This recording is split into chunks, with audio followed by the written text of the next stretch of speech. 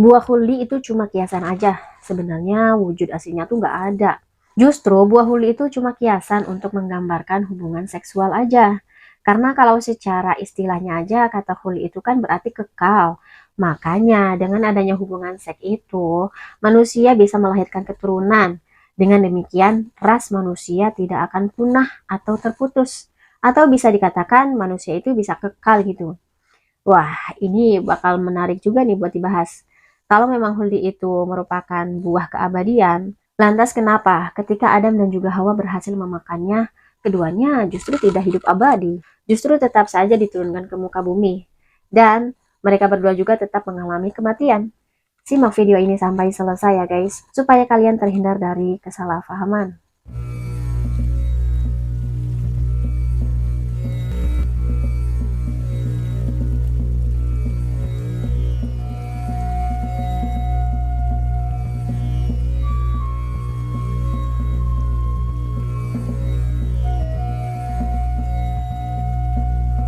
Assalamualaikum warahmatullahi wabarakatuh. Welcome back to my channel, Fitri Bercerita.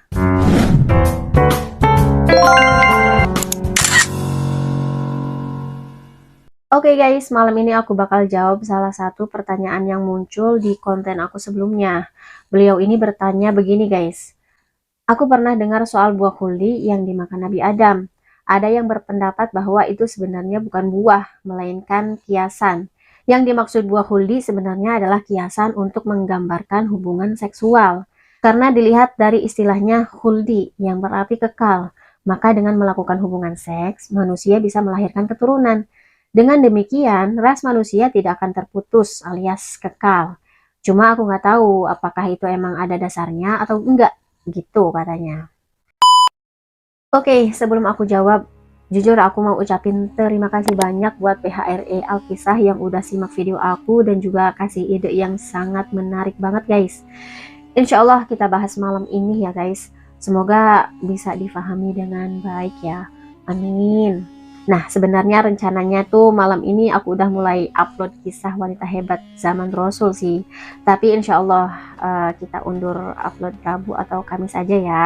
Pokoknya setelah ini deh, insya Allah. Dan untuk menanggapi pertanyaan tadi ya guys, jujur aku sendiri baru denger ya kalau ada penggambaran seperti tadi. Karena berdasarkan dari apa yang aku dengar dan juga pernah aku baca, buah huldi itu bukanlah sebuah kiasan untuk menggambarkan hubungan seksual aja guys.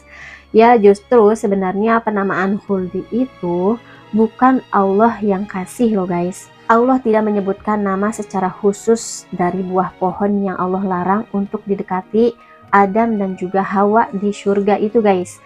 Melainkan Allah hanya meminta Adam dan juga Hawa untuk tidak mendekati pohon itu. Nah, sebagaimana firman Allah dalam Quran Surat Al-Baqarah ayat 35 yang artinya, "Dan kami berfirman, wahai Adam, tinggallah engkau dan istrimu di dalam surga, dan makanlah dengan nikmat berbagai makanan yang ada di sana sesukamu. Tetapi janganlah kamu dekati pohon ini, nanti kamu termasuk orang-orang yang zolim." Nah, jelaskan guys, di ayat tersebut Allah tidak menyebutkan secara jelas kan nama buah dari pohon tersebut, tapi hanya menyebutkan pohon itu. Allah hanya memberikan perintah nih kepada Adam dan juga Hawa untuk tidak mendekati pohon tersebut. Ayat di atas juga menjelaskan bahwa Nabi Adam dan juga istrinya, yakni Hawa ya, untuk tetap tinggal di surga dan memakan apa saja yang ada di dalam surga dengan senang hati dan juga leluasa. Akan tetapi Allah hanya melarang mereka untuk tidak memakan buah dari pohon terlarang tersebut guys. Sebab jika mereka sampai mendekati atau bahkan memakan buahnya, mereka pasti termasuk orang-orang yang zolim.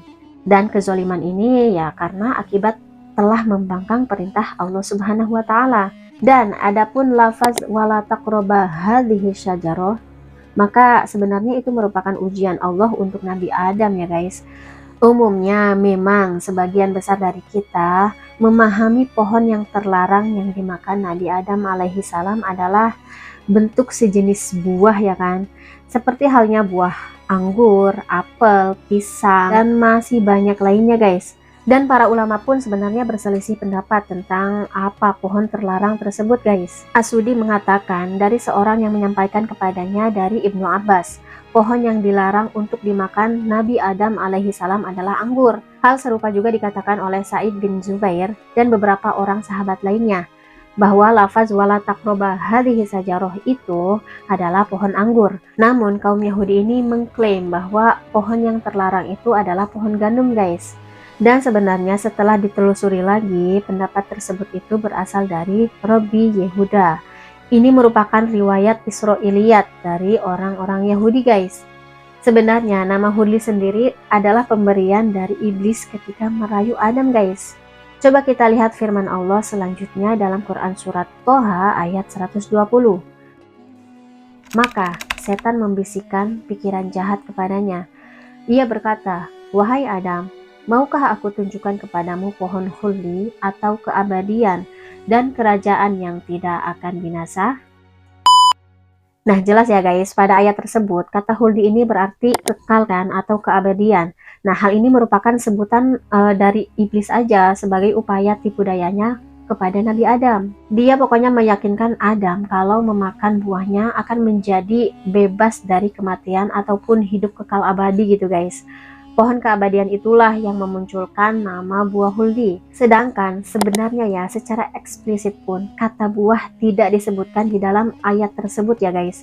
Allah hanya menyatakan kalau Nabi Adam dan juga Hawa memakan bagian dari pohon itu. Hanya saja kebanyakan dari kita menganggapnya ya apa yang dimakan Nabi Adam itu adalah buah huldi ya kan. Jadi sampai sini udah jelas ya. Kalau sebenarnya nama khuldi itu cuma karangan atau sebutan dari iblis aja, biar Adam dan juga Hawa itu tergoda gitu guys. Ya siapa sih yang gak mau hidup kekal gitu di dalam surga, pasti kan mau.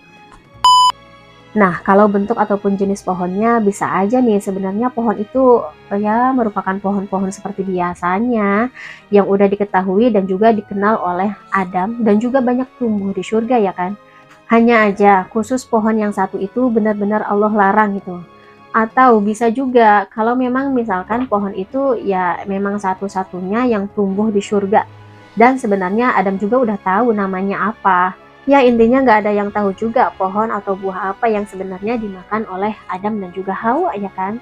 Kalau emang sekiranya ada manfaatnya kalau kita diberitahu nama pohon atau buahnya, pasti Allah juga bakal menyebutkannya di dalam Al-Quran ya kan.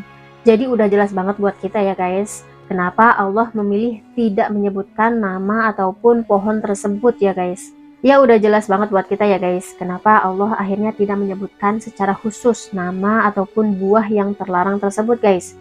Bisa aja ya karena itu tadi, pohon itu emang cuma satu-satunya yang tumbuh di surga dan tidak ada yang serupa di dunia ini. Makanya nggak bisa kebayang juga kan sama kita yang masih hidup di dunia. Nah pertanyaan selanjutnya nih malah, kalau misalkan Adam itu udah tahu khuldi itu dilarang oleh Allah Subhanahu wa taala. Adam udah tahu kalau khuldi itu cuma karangan iblis aja. Kok bisa-bisanya ya Adam tetap kegoda gitu. Padahal kan kita udah tahu juga kalau Adam udah dikasih tahu semua nama-nama ataupun jenis tumbuhan yang ada oleh Allah Subhanahu wa taala.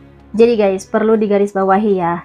Sebenarnya Adam itu tidak secara langsung digoda oleh iblis, melainkan melalui perantara istrinya yaitu Hawa. Nah kita lihat lagi nih firman Allah surat Al-Baqarah ayat 31 yang artinya, dan dia diajarkan kepada Adam nama-nama benda semuanya. Kemudian dia perlihatkan kepada para malaikat seraya berfirman, sebutkan kepadaku nama semua benda ini jika kamu yang benar. Dari firman tersebut udah jelas banget ya kalau Allah benar-benar memberitahu nama semua benda-benda kepada Adam, termasuk nama pohon yang terlarang itu guys, tapi tidak memberitahu kepada Hawa kan. Makanya iblis datang merayu Hawa dan juga datang kepada keduanya dengan bersumpah atas nama Allah atas informasi yang baru itu guys. Adam dan juga Hawa hanya meyakini kalau jika sebuah janji disebutkan dengan nama Allah, pasti hal itu udah bener banget, gak mungkin sebuah kebohongan, termasuk janji dari iblis itu guys. Namun dugaan mereka kan salah, ternyata iblis terlalu licik ya kan, karena emang Allah hanya melarang keduanya untuk tidak mendekati pohon tersebut, akan tetapi tidak memberitahu alasannya kenapa. Sedangkan iblis menjelaskan kepada mereka kenapa Allah melarang mereka untuk mendekati pohon tersebut, supaya Adam dan juga Hawa tidak menjadi malaikat dan bisa hidup kekal di dalam surga. Nah, sebagaimana dijelaskan dalam Quran surat Al-A'raf ayat 20, jadi di sini kelihatan banget ya betapa liciknya iblis dan lihainya dia dalam berdusta atas nama Allah. Nah, ini bakal jadi catatan penting banget buat kita semua guys. Karena gak semua hal yang Allah haramkan ataupun Allah larang itu harus dijelaskan juga alasan pengharamannya guys. Bener gak? Oke, balik lagi ke surat Al-Baqarah ayat 35. Jadi di situ jelas ya, Adam dan juga Hawa dihukum oleh Allah Subhanahu wa taala lantaran memakan buahnya, bukan karena mendekati pohonnya. Jadi sebenarnya dari ayat ini ada hikmah yang sangat besar juga buat kita semua guys. Hikmahnya adalah melarang potensi terjadinya sesuatu itu lebih baik dibandingkan melarang perbuatannya. Sebagaimana yang dijelaskan oleh Syekh Ahmad bin Mustafa Al-Marogi, beliau menjelaskan larangan untuk mendekati sesuatu itu lebih efektif daripada langsung melarang pada sesuatu itu sendiri secara to the point gitu guys. Larangan demikian akan membuat orang lebih menjauhi potensi-potensi yang membuat terjerumusnya dalam suatu kesalahan. Dengan redaksi larangan demikian sebenarnya harapannya ya Adam dan juga Hawa tidak sekali-kali mencoba untuk mendekati atau bahkan sampai memakan buahnya ya kan. Sebenarnya ini merupakan sebuah peringatan juga nih bagi Adam dan juga Hawa terkait betapa dahsyatnya godaan ataupun tipu daya iblis ya kan. Dan ini penting banget buat kita ingat ya guys. Kita harus terus memperkuat iman kita supaya kita tidak tergoda ataupun kita tidak terjerumus oleh tipu daya iblis ya guys. Oke guys, sekian dulu pembahasan kita malam ini. Kalau misalkan ada sesuatu hal yang masih kurang ataupun keliru, kalian bisa langsung tulis ataupun tambahin di kolom komentar di bawah. Terima kasih banyak buat kalian yang udah nonton ataupun simak video ini sampai selesai. Semoga apa yang aku sampaikan malam ini bisa bermanfaat ya guys. Dan jangan lupa klik like dan juga share-nya kalau dirasa video ini bermanfaat. Terakhir, subscribe juga channel ini karena besok kita mulai ceritain kisah wanita hebat yang tidak tertandingi. Jadi buat kalian yang suka konten ataupun cerita-cerita Islami fiksi, wajib banget subscribe channel ini. Ilaliko, wassalamualaikum warahmatullahi wabarakatuh.